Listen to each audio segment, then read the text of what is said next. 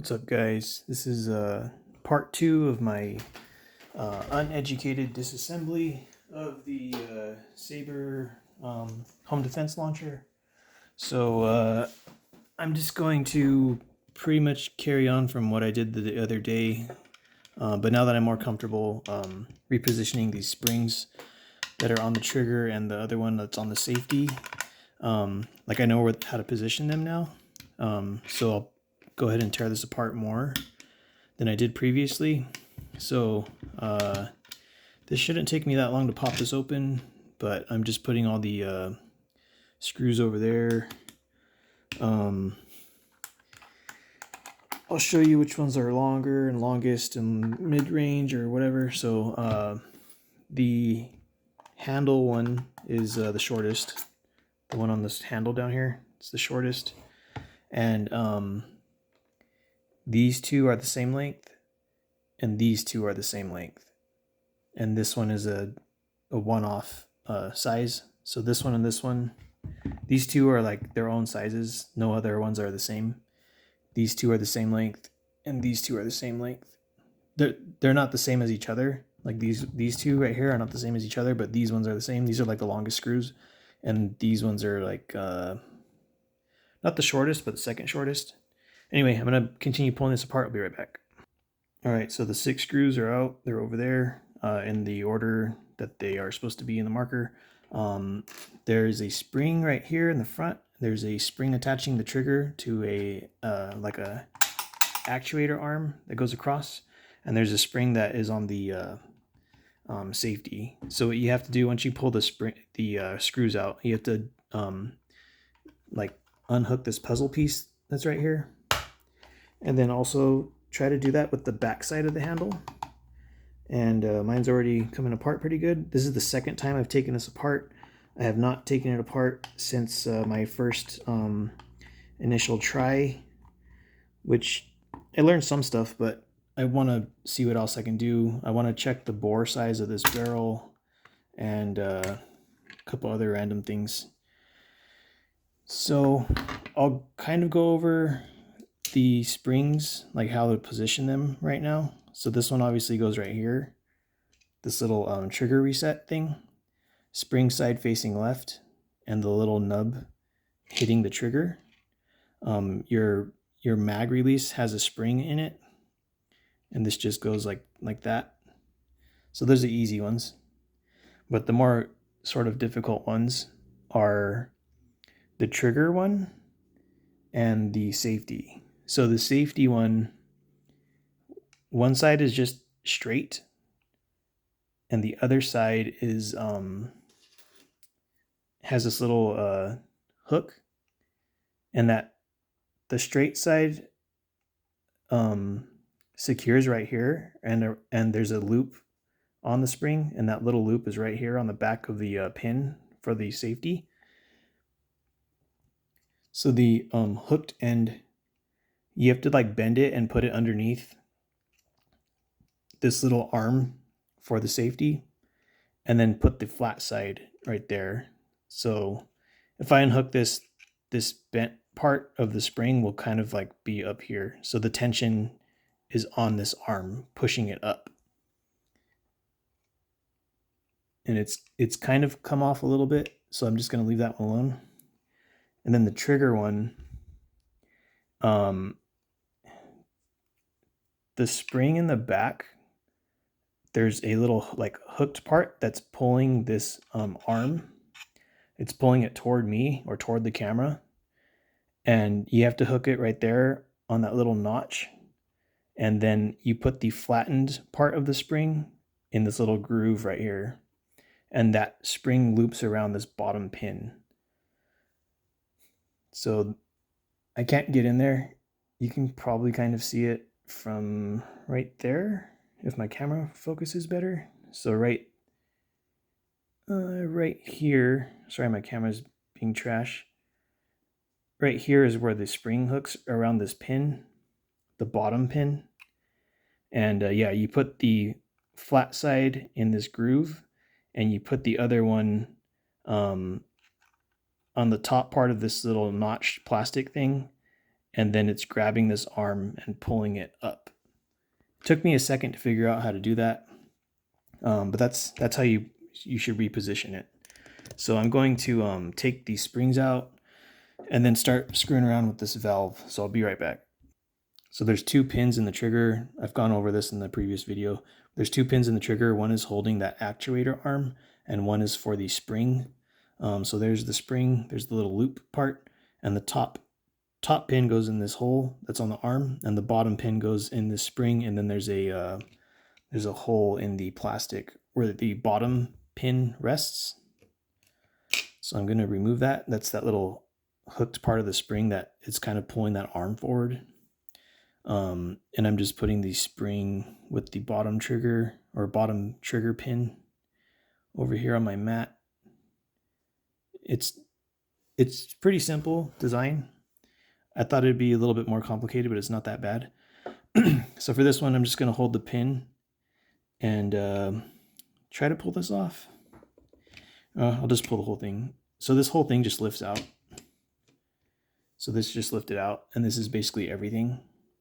Aside from the, the sight. Took the sight off. I could probably just leave this in here and it should be fine. So I'll just leave it in there. But yeah, here's the spring in there. Let me hold this. There's the loop part that goes on the pin for the safety. And yeah, pretty much you put that piece in and then you pull that little arm like underneath this with like a pick. Pull that spring arm underneath this, and then it'll, it has tension on this pushing it back.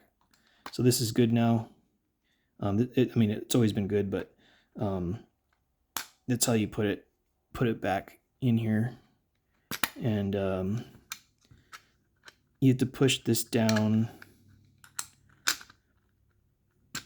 because you want the arm of the safety to be resting up against this plastic part. It's like a stepped part of the plastic. And basically this part of the arm is against the plastic housing on the inside. I lined this up with my pan that I use for RIT dyeing stuff, and it's a little bit too big. So if I dyed this, it kind of like goes like this in the pan. So I probably won't be able to get this part unless I like put this bottom part in the pan to RIT dye it. And I'm not sure if this will RIT dye because this is kind of glossy, and I didn't have any success RIT dyeing my TR50. So there's nothing else in this. I haven't tried taking this off the front sight, but you don't really have to.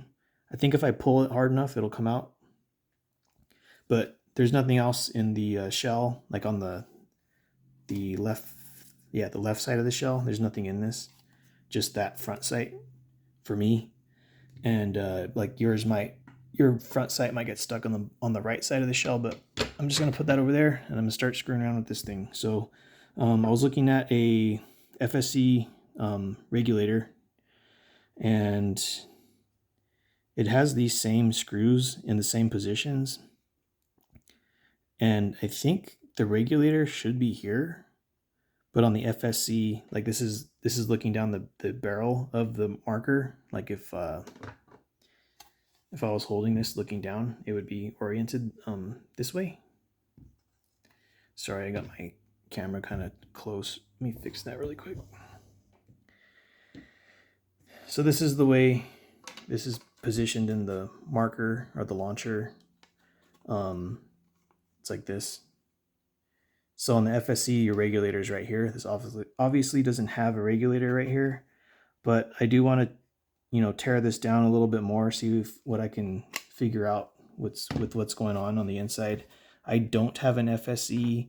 I've just seen videos about teardowns and how to mod them to get that like 40 joule kind of power out of it. So one thing I haven't figured out still is where this brass pipe goes, because I'm pretty sure this feeds the air from your mag, goes in this pipe, and then it just kind of disappears inside of this little like sear thing. So I want to look at where that goes, but I also want to pull this apart. So I think that these 4 screws and these 4 screws are keeping this locked in place. From like, it's keeping this bolt pressure in, keeping it together and snug. So I'm probably going to remove those. I don't need to mess with the detents, but I can take those off later if I feel like it. There's really no need to.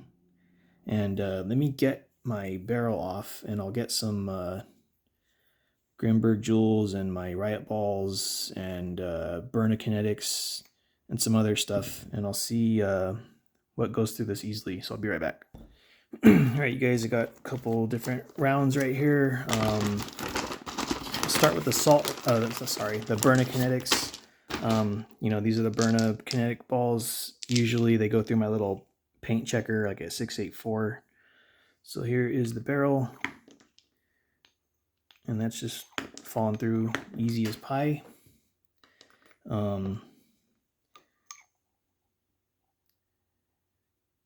Yeah, I can't really see much through there. Let me get a flashlight. I'll be right back. All right, so there's the Burna ball. Sorry if my camera doesn't focus very good. So it's pretty good fit. There's not that much light you can see around it. So I'll do another one just to see. Yeah, it's a pretty good fit. 684. 684 pretty much. Again, sorry my camera isn't focusing that great. But with the naked eye, it looks like a really thin light circle around that Burna ball. Let me raise up my camera a little bit. I'll do the these are the salt supply kinetic rounds. Let me turn this freaking thing off. All right, salt supply. Ooh, it's kind of snug. These do not want to go through. That one went through. That one went through. That one kind of got stuck. So I think the salt round is probably not a good fit for this. Or it's mine are kind of wonky or something. I'm gonna pop this out. I'm using a wooden chopstick. So that came out. Let's try another one. Yeah, it's kind of not a great fit, like it's too snug. The salt kinetic rounds. These usually go through the 687 paintball checker. And yeah, I'm not going to put any more of those through there. Alright, so since the salt rounds are not fitting through this very well, I'm going to automatically remove putting my riot balls through there, because these are the 11-gram rubber steel riot balls. I don't know if I'm the only channel that uses these, but it seems to be that way. And yeah, they're really big. Like these range from like 689, 691, 693, some of them. So I only use this in my TR68, the giant revolver, and I use these in my Burna TCR with the barrel that I bought specifically for these. It's a 693 bore barrel. But yeah, these are heavy, they're rubbery, and definitely do not use these riot balls, 11-gram riot balls. Do not use them in your Sabre. They'll just get stuck, or you'll have problems. So these are my Grimberg Jewel V3s. They obviously don't come in a little canister like this. This was a Duke glass breaker jar, and I just put my Grimberg paper packaging stuff on it. So Jewel V3s, I had pretty good results with these on the chronograph. These are just falling through really easily. On my gauge checker, these were going through the 684 primarily. 684 on the paintball checker thing. And 682, some of them went through, but not all of them. So here's the light in a jewel. And that's kind of how the Burna kinetic looked. So Burna kinetics didn't have the greatest jewel rating. I think it was only like 17 on my first shot with normal CO2, like normal operating use. and these got like 23 joules the first shot, and then it went to like 21, and then I think the third shot was maybe at like 18. Fourth shot went down to like 16. So like after the first 4 shots, started losing a good amount of power, and I started kind of varying the ammo. So I'm putting lightweight ammo after the third or fourth shot. After like the fourth shot, I'm putting like nylon balls in just to keep the joule rating high. So now I got this guy to mess with. So yeah, that's the barrel. Joule V3s, the alien play, aluminum balls work fine in this. The Joule V3s work fine in this. Rubber balls are garbage. I would not use them even for practicing. I would not use these riot balls in there. Nylon balls like the Lambid store from Amazon, or T4E quick access balls, or like riot ball jawbreakers, those would probably work fine in this thing. So yeah, that's the rounds I have. I don't have every single round. Like I don't have smashers. I don't have those new Joule V3 ripoff things. I don't have MCS 5-gram nylon balls. I don't have the 5-gram riot balls. I don't have a lot of rounds, but I have a good amount, so I feel like I'm not going to get any more for a while until I run out or lose them or something. So I'll just leave this disconnected for now. I'm going to, I guess, unscrew these, and then I don't have to worry about some things. Maybe I'll do this one first. So I wonder what this is. So this is a no, I'll try my 2mm. So this is a 2mm Allen wrench, and it's too big. 2 works there, 2 works there. So 2mm works on these 2, and 1.5 seems to fit pretty decent, and 1.5 for here, and 1.5 for here. But I know that these 2 screws are kind of like probably in a track for this, so this doesn't go up because they go through the back. This one goes through the back also, but this is holding that sear. There's a sear right here. Well, it appears to be a sear to me.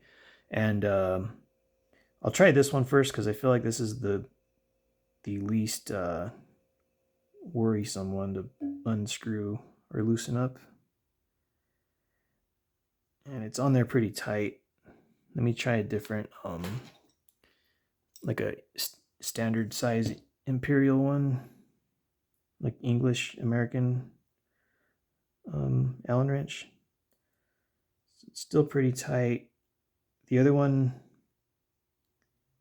I feel like I used that one on like my Spider, and I kind of like weakened the outside a little bit. Like the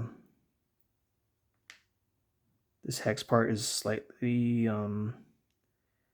circular a little bit because I kind of wrenched down on something and may have damaged this because it's kind of loose in here, but the 2mm doesn't want to fit this one at all.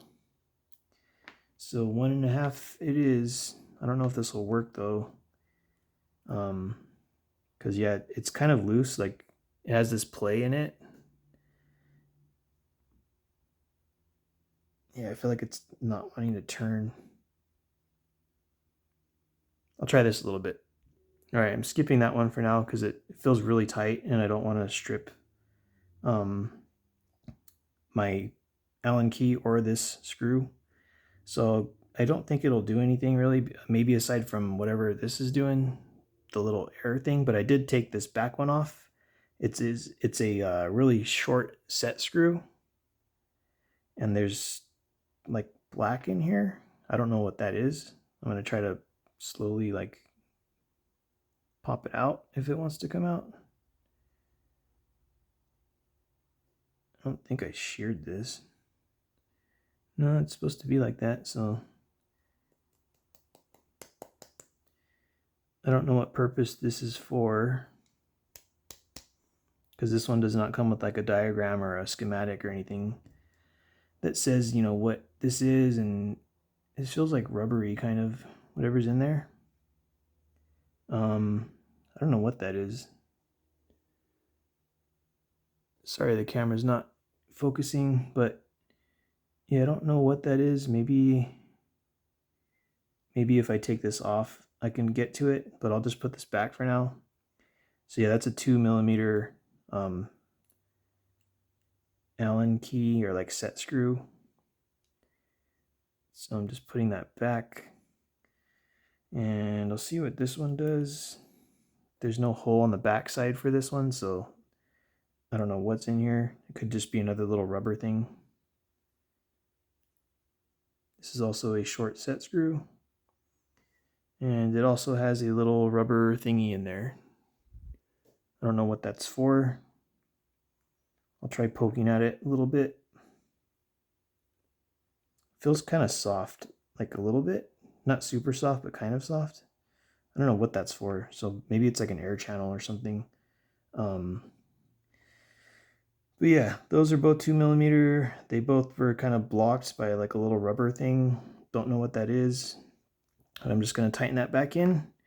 Yeah, I don't know about this one. This one's giving me some, doesn't want to turn, and I don't want to strip it.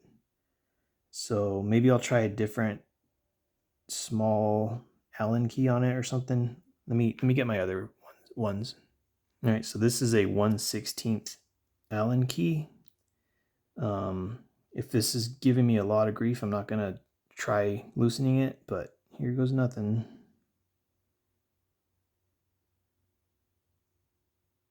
Yeah, it doesn't want to go. I don't know if it's reverse threaded possibly, but I doubt it.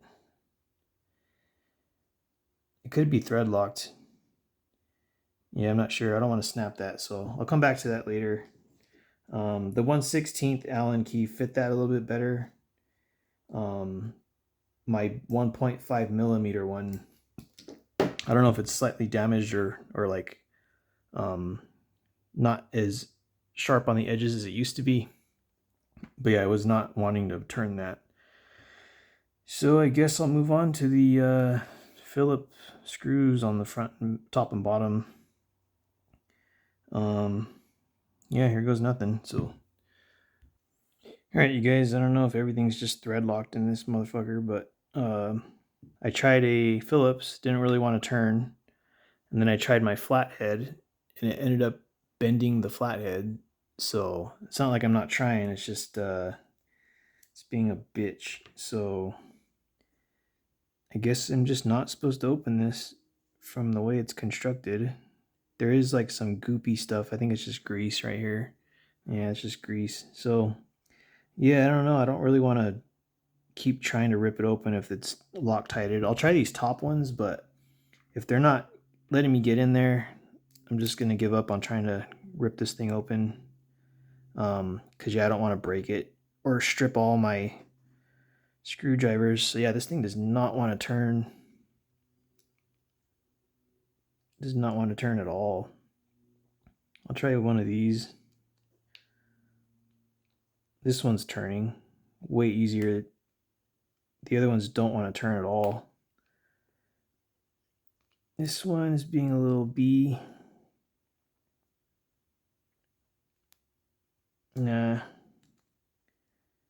All right. So if I had like an unlimited amount of these little bits and stuff, I would keep trying, but I don't have an unlimited amount of these little bits. And yeah, this thing is just freaking really in there tight. I don't know if it's Loctite or if it's just from the factory. They just torque the shit out of this thing. This is a flathead. Just bending my flathead screwdriver. So yeah, wah wah wah. Gonna have to get a file and fix that thing, or my anvil outside, and just kind of try to flatten it down. So yeah, this thing does not want to be opened. I feel like if I applied heat to it, I'll probably just end up screwing it up or breaking all my screwdriver bits. So yeah, I can't get in there.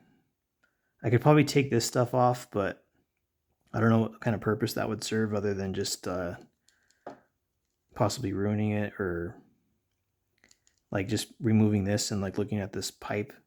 But I might not even be able to see where that pipe goes, because it doesn't, I don't see any channel going like up in here. I don't see the brass pipe in the middle of this, like in here.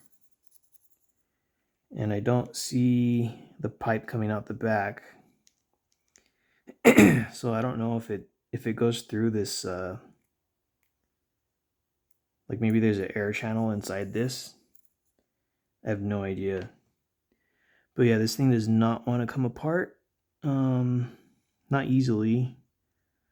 If I felt like breaking this, then I would just do it, but I don't want to break this. It's not that old.